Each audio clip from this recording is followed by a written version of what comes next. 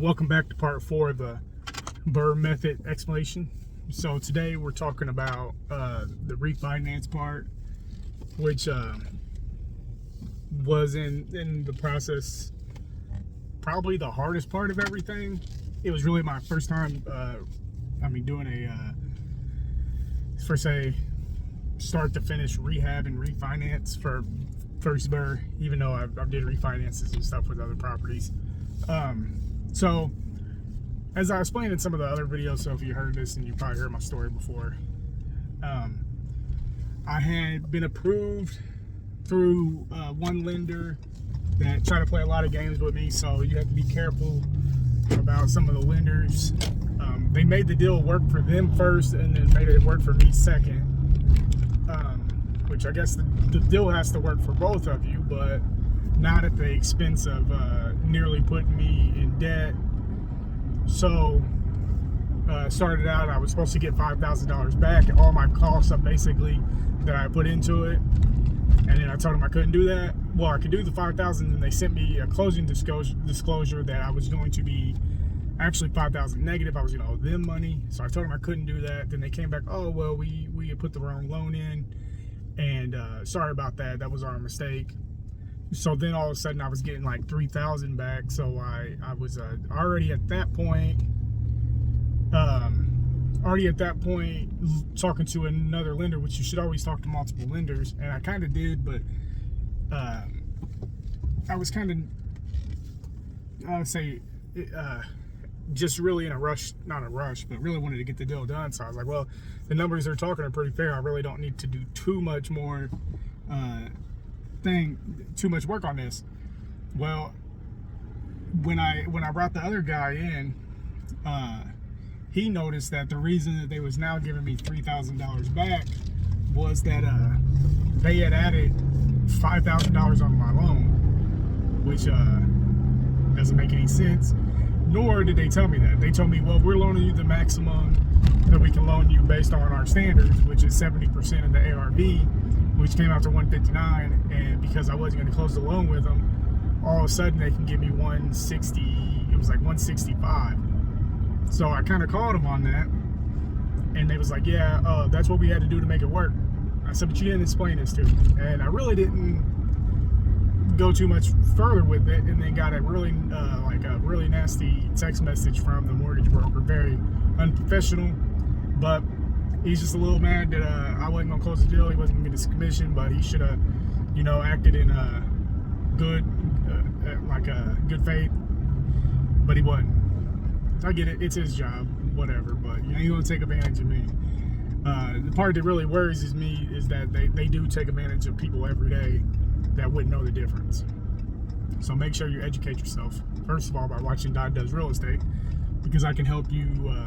Hopefully I can help you not make these mistakes through my experiences or through other real estate investors' experiences. So anyways, I moved on to the other company, had to pay for another appraisal, which I'd already paid for one appraisal, $700 for each appraisal. That was another thing with the prior company. Their appraisal was horrible. I don't know what they was doing. They appraised me at 190. My initial thoughts was 225. And then I told them, well, we can't do nothing at 190. And then they was like, oh, well, how much do you want? Which is crazy. I said, well, I said it 225. I said, I think it's worth 225. They said, oh, well, I think we can do 220 just out of nowhere, which is just insane. So I went with the other company. They ended up doing their appraisal. They came back at 235, which I'm a little confused on their part too, because I was supposed to get like $5,000 back when I was at 225. And then when I got 235, I still only got about $8,000 back, so I don't know how an extra $10,000 only equates to $3,000. I looked at the numbers and they made sense, but I really after I closed the loan with them, their customer service kind of went out the window. I'd even talked to them and they said, well, we shouldn't even have gave you that loan or something like that. I'm like, well, dude, I just won't mess with you again. It's not a big deal. I mean, we closed on a successful loan and you're telling me that I shouldn't have got the loan. Whatever. So what it is a DSCR loan. So the rental income is basically what they base the property off of, like if they're going to approve it or not. So the mortgage on that property is going to be $1,400, and the rent is going to be like $2,200. So that meets all the requirements. So I really didn't know what the guy was talking about. And then on top of that, they took so long to do the loan that my rate actually went down, so it saved me some money. So that's cool. But just get out there, and there's a million people that offers this DSCR loan. So do your due diligence. Talk to people that you know that's in real estate, whether it's at a local meetup or you know, you can get in contact with me through the YouTube page. And if I have any references, there is good companies out there, opposed to me dogging out some people.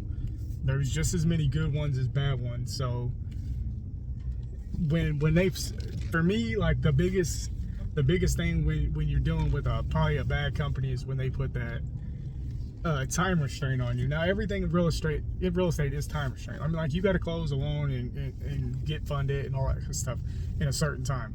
But don't get me with that, oh, if you don't do it today kind of stuff. I don't.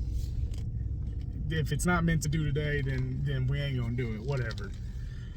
But just to recap, we got the buy, we got the rehab, we got the rent, we got the refinance. So that's completes you at about 85% of what the BRRRR is. So if you got any questions about any part of it, feel free to let me know. I can make additional videos with additional information, do a little more breakdown of what a DSCR loan is. Obviously, I don't need to make a video for the 5th part because it's just a repeat. So, but I probably will make a short video just on that. But make sure you check out the next video when you get a chance. I just toured a house, potentially making 2 offers. I actually got an accepted offer verbally. We just got to write up the contract, and then I'm also looking at another potential rehab. I just got to make sure the numbers work. You can check that out. It's already posted on YouTube, the tour of the 3-bedroom one. So check that out. Let me know what you guys think. Let me know what you would offer, how you would finance it. Would you flip it or would you rent it? Until then, I'll catch you on the next one.